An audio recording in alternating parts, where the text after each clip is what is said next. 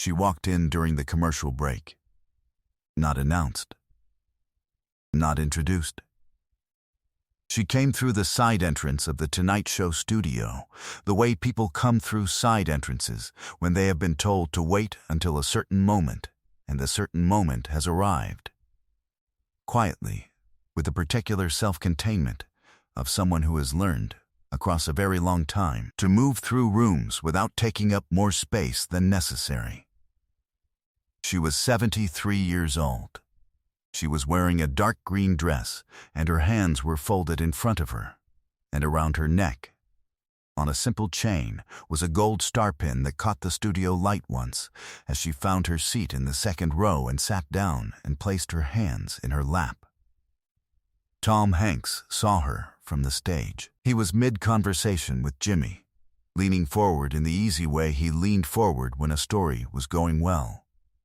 And then he was not. His body stilled, his head turned toward the second row, with the involuntary precision of a compass needle finding north.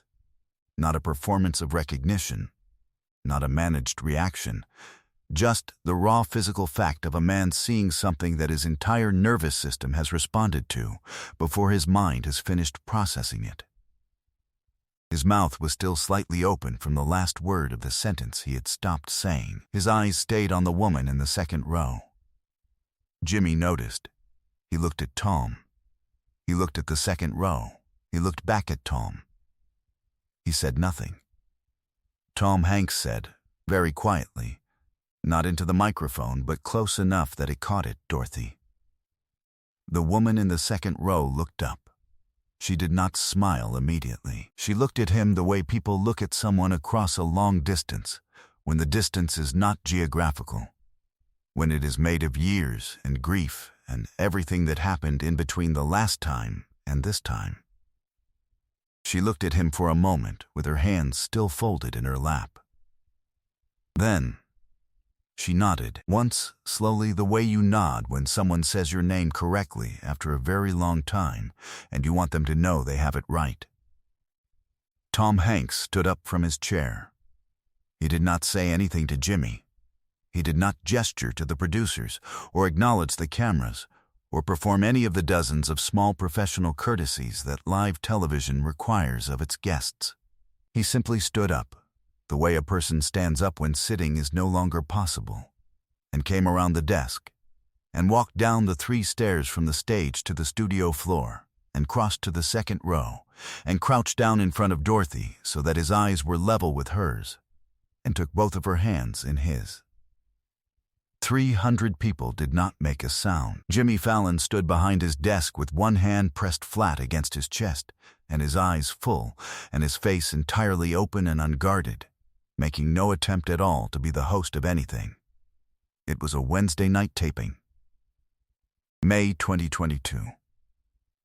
The Tonight Show. Tom Hanks was 65 years old, and had been, for 4 decades, the kind of actor whose work people described not in terms of craft or performance, but in terms of what it had given them at specific moments in their lives. The film they watched the week their father died. The one they showed their children. The one they returned to when the world required returning to something true. He had walked onto that stage, and the audience had received him the way audiences receive people they feel they know, which is the highest and most complicated form of reception available. And the interview had been warm and generous and funny, and had ranged across 40 years of a life lived with unusual grace. Everything had been right. Everything had been flowing, and then the side door had opened, and a woman in a dark green dress had come in and found her seat in the second row, and Tom Hanks had stopped being on television. To understand what happened next, you need to understand what happened in 1985. Tom Hanks was not always Tom Hanks. He was not yet the 2-time Academy Award winner, not yet the man whose face had become one of the most recognized on earth, not yet the person to whom strangers felt entitled to say, "I feel like I know you," and mean it as a compliment of the highest order. In the summer of 1985, he was 28 years old, and he had done some television and 2 films that had done reasonably well, and he was at the particular point in a career where the path forward exists but has not yet been confirmed, where the evidence is promising but not conclusive, where a person lives in the productive anxiety of not yet knowing. He was in Riverside, California, that summer filming a project that required several weeks of location work in the July heat, staying in a motel near the production office, with a small pool that nobody used, and a vending machine that dispensed things that were not quite food. The production was not large. The crew was lean and competent, and had developed, across the weeks of working together in the heat, the specific intimacy of people thrown together by circumstance who have decided to make the best of it. There was a woman named Dorothy Paulson who worked at the production office as a location coordinator. She was 36 years old and had been doing location work in Southern California for 8 years with the quiet efficiency of someone who solves problems before anyone else knows the problems exist. She was precise and unflappable and funny in the dry, unhurried way of people who have seen enough chaos to find most situations more manageable than they appear. She had a son named Marcus who was 17 years old and who wanted, with the total and somewhat frightening commitment of a 17-year-old who has found the thing, to join the United States Army. Dorothy did not want Marcus to join the Army. She understood his reasons. She had listened to them with the full attention she brought to everything, sitting across the kitchen table from him on the evenings when the conversation came up, which it did regularly and with increasing urgency through the spring and summer of 1985. She understood that he was looking for structure and purpose and the specific form of belonging that a certain kind of young man finds only in service. She understood all of it. She still did not want him to go. Tom Hanks had learned about Marcus, the way you learn things on small productions, gradually, incidentally, through the accumulation of small conversations in the production office and the parking lot and the craft services table in the early morning before the day properly began. Dorothy mentioned her son the way parents mention their children when the children are on their minds, which Marcus was continuously that summer. Tom had listened the way he listened to everything, with genuine curiosity, without agenda, asking questions that were actually questions, rather than conversational formalities. One evening in late July, after a long shooting day, he had found Dorothy still in the production office at 8 o'clock, working through a location problem for the following week's shoot. He had brought coffee from the gas station 2 blocks away because it was closer than anywhere else, and had sat on the edge of a desk, and they had talked for 3 hours. Not about the production, about Marcus, and about what it meant to raise a child toward a life you cannot fully see, and about the specific fear of a parent watching a child move toward something that is right for the child and terrifying for the parent, and about the difference between a fear that should be listened to and a fear that should be set aside. Tom had talked about his own father, and about the years of distance between them, and about what he had come to understand, later, about how people love each other imperfectly and mean it completely. Dorothy had talked about Marcus's father, who had left when Marcus was 4, and about what it meant to be the only person standing between a child and the world for 13 years, and about how that standing changes you in ways you cannot anticipate. He had listened. Not performing listening, actually listening, with the full and particular attention of someone who finds other people's inner lives genuinely more interesting than his own. Marcus Paulson enlisted in September 1985. He completed his training and was deployed twice in the years that followed. Once to Panama and once, in 1989, to a situation that Dorothy did not discuss with people who were not family.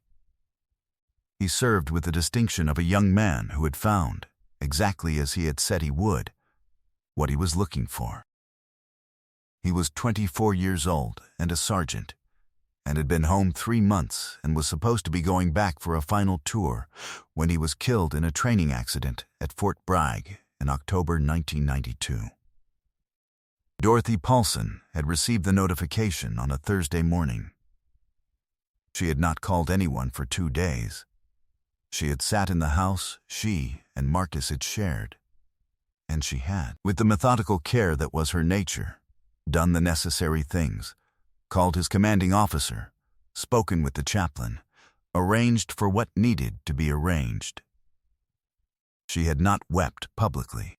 She would weep later, for years, in the specific private manner of a woman who had been the only person standing between a child and the world for 24 years, and was now standing in a world that no longer contained the child. Tom Hanks had called her in November 1992. He had heard, through the loose network of people who had worked that summer production, what had happened. He had found her number. He had called, and when she answered, he had said, "Dorothy, it's Tom." "I know. I'm so sorry." She had said, "How did you find out?" He had said, "It doesn't matter. I wanted you to know that I remember what you told me about him. I want you to know that I have thought about that conversation many times. I want you to know that the way you talked about him that night in the production office, that is how I understood him. That is who Marcus was to me. Someone worth being afraid for." Dorothy had not spoken for a moment. Then she had said, "Nobody says his name anymore. 3 weeks and nobody says his name. Thank you for saying his name." Tom had said, "Marcus. Marcus Paulson. I will not forget it." He had not forgotten it. He had never met Marcus. He had only heard about him across a production office table on a July evening in 1985, through the voice of a woman who loved him with a completeness that was evident in every sentence. He had carried that name and that conversation forward through everything that came after, through the films and the awards and the decades of a life that became, improbably and by degrees, the life it became. He had thought about Dorothy Paulson at specific moments across 30 years in the way you think about people who gave you something important without knowing they were giving it. The understanding arrived at across a production office table in the July heat of 1985. That the most ordinary conversations between people who are paying full attention are sometimes the least ordinary things that happen in a life. He had lost track of her. He had tried in 2001 to find her through the production network and had not been able to. He had tried again in 2014 through a researcher and had received incomplete information. He had written a letter in 2019 to an address he was not certain was current and had not received a response, and had not known whether this meant the address was wrong or whether Dorothy had decided that 34 years was simply too much distance to cross. The letter had reached her. She had read it 3 times and placed it in the box she kept on the shelf in the bedroom closet, a shoebox, the lid reinforced with tape, containing the things that could not be displayed, but could not be discarded. Marcus's first letter home from training. A photograph from his second deployment, him squinting into a desert sun. The notification from the Army, and now a letter from a man who had sat on the edge of a production office desk in 1985 and brought gas station coffee and listened to her talk about her son for 3 hours, and had called in November 1992 to say the name that nobody was saying anymore. She had not written back. Not because she did not want to. Because she did not know what to say that was equal to what he had given her, and she was a woman who did not speak until she knew what she wanted to say. Her granddaughter had found the letter in 2021. Dorothy had not hidden it, exactly. It was simply in the box, which her granddaughter had been helping to sort through in the way of young people helping elderly parents and grandparents sort through the accumulated materials of a long life. Her granddaughter was 22 years old and worked in New York in events management, and understood how things got arranged when you knew which doors to knock on. She had knocked on the door of the Tonight Show production office in February 2022. She had explained, carefully and completely, who her grandmother was and what she knew about the conversation in the production office and the phone call in November 1992, and the letter that had arrived in 2019 and sat in a shoebox for 3 years, because Dorothy Paulson did not speak until she knew what she wanted to say. She had said, "My grandmother knows what she wants to say now. She is ready. She just needs to be in the same room." The Tonight Show had arranged everything. Tom Hanks had not been told. He had been given only the information that there was a guest whose name he would know, whose appearance could not be previewed without destroying something essential about the moment. He had accepted this with the trust of a man who has been in enough rooms to know that the unplannable moments are the ones worth showing up for. Now, in the present, Tom Hanks was crouched in front of Dorothy Paulson in the second row of the Tonight Show studio, with both of her hands in his. And she was looking at him with the unhurried directness of a woman who has been waiting to say something for 3 years and has been waiting for Marcus's name to be said correctly for 30. She said, "I got your letter," he said. "I wasn't sure it reached you." She said, "It reached me. I kept it with his things." He said, "Dorothy, She said, "Let me go first. I need to go first." He stopped. He waited. He crouched in front of her with her hands in his and waited, the way he had waited across a production office table in 1985, with the full and particular attention of someone who finds other people's inner lives genuinely more interesting than his own. She said, "I have thought for 30 years about that phone call, about you saying his name. I want you to know what it did. I want you to know that in the weeks after he died, when nobody was saying his name, when he was already becoming something that had happened rather than someone who was, you called, and you said Marcus Paulson, and you said someone worth being afraid for, and it was the first time in 3 weeks that I felt like he was still real, like he still existed somewhere in the world, in someone else's memory, in someone else's understanding of who he was. You gave him back to me for that phone call.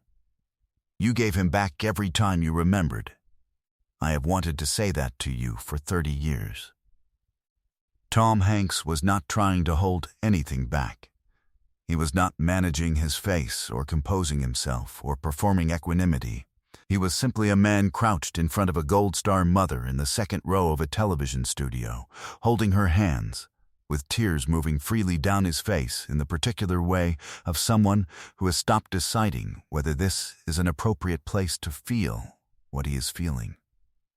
He said he was real. He is real. He will always be real to me. Because you made him real on a July evening in 1985 when you talked about him with everything you had. I didn't know him, but I knew how much he was worth knowing. You gave me that. But this is the moment no one in that studio and no one watching at home ever saw coming. Dorothy let go of one of Tom's hands. She reached into her small handbag and produced an envelope, plain, white sealed. She held it out. She said, "I wrote back. It took me 3 years, but I wrote back. I want you to have it tonight. I want you to read it when you're alone, when it's quiet. Not here, but I want you to know I wrote it." Tom Hanks took the envelope with both hands. He held it carefully, the way you hold something that has been a long time in the making and deserves the respect of careful handling. He looked at it. He looked at his own name on the front in Dorothy's handwriting. He pressed it flat against his chest with one hand and kept her hand in his other hand and bowed his head for a moment over it, the way a person bows their head when they are trying to contain something that cannot quite be contained. Jimmy Fallon had come out from behind his desk. He was standing at the edge of the stage, not descending, giving the distance its proper space. Both hands pressed together in front of his mouth, his shoulders shaking slightly with something he was not trying to hide, and was not going to apologize for. The band had not moved. 300 strangers were standing, person by person, row by row, not on cue, not on signal, but because sitting was no longer possible. Because some things that happen in rooms demand to be met on your feet. Tom Hanks looked up from the envelope. He looked at Dorothy. He said, "Marcus Paulson, Sergeant, United States Army. Someone worth being afraid for. Someone worth remembering." Dorothy Paulson closed her eyes. Her hands tightened around his. She said, "Yes, that's exactly right. That's exactly who he was." The studio held them both in silence for a moment that had no length and no edges, the way certain moments have no length and no edges. The ones that are not happening in time exactly but alongside it, in the place where time does not apply. Share and subscribe. Make sure this story is never forgotten. Tom Hanks read the letter that night in the car on the way home, in the back seat in the dark, with the city moving past the window. His wife was beside him. He read it without speaking. When he finished, he folded it along Dorothy's original creases and held it in his lap for a long time. He has not discussed its contents publicly. He has said only, once in a brief remark at a veteran's benefit in 2023, that he received a letter last year that he will keep for the rest of his life, and that it reminded him that the most important things we give each other are almost never the large things, almost never the public things, almost always a phone call in November, almost always a name said out loud in a room where no one else is saying it. Dorothy Paulson lives in Riverside still. Her granddaughter visits on weekends when she can. The box on the shelf in the bedroom closet has one new thing in it now. A photograph her granddaughter took that night in the studio on her phone. Slightly overexposed the way photographs taken under studio lights are always slightly overexposed. Tom Hanks crouched in the second row, her hands in his, both of them looking at each other across 37 years and everything in between. She has looked at the photograph many times. She finds it accurate. She finds it in the particular way that photographs of true things are true. Exactly right.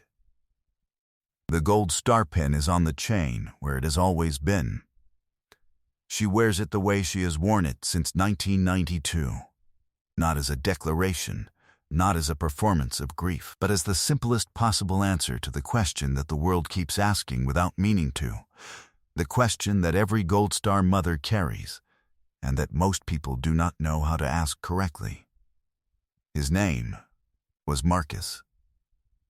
He was someone worth being afraid for. He was real. He is real.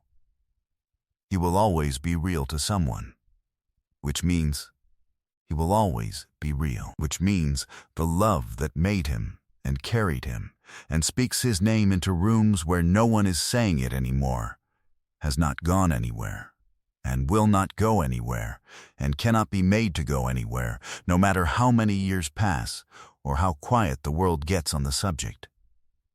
Some names are too important to stop saying. Some phone calls in November are the whole of it. Some envelopes take 3 years to write and a lifetime to deserve, and the person who receives them presses them flat against their chest in a television studio in front of 300 strangers and bows their head and understands, without needing it explained, that what they are holding is not a letter. It is a name, written down, so it will not be forgotten.